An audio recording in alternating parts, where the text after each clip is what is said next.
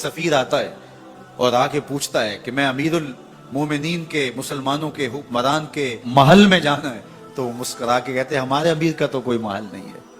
कहा कहाँ है तुम्हारा अमीर? कहा मस्जिद नबवी में होगा या बैतुल माल की ऊंटों की देखभाल में लगा होगा। वो जब गए तो मस्जिद में नहीं है, अल्लाह अकबर, वहां गए तो वहां भी नहीं है। फिर क्या देखते हैं कि उमर रदी अल्लाह तआला अन्हो जन्नतुल बकी के पास एक दरख्त के नीचे ईंट का सराहना रख के सोए। तो उसने कहा उमर तूने अदल किया है, तुझे कच्ची ईंट पे भी नींद आ गई। हमारे हुक्मरानों ने इंसाफ नहीं किया और वो बंद और महफूज कमरों के अंदर भी सुकून और चैन की नींद नहीं सो सकते। हजरत सैयदना उमर रज़ी अल्लाह तआला अन्हु ने इस तरह उन उमूर सल्तनत निभाए। आप दिन को लोगों की देखभाली करते, लोगों की जरूरियात सुनते समझते, और जब रात पड़ती लोग सो जाते, उमर मदीने की गलियों में पहरा देते।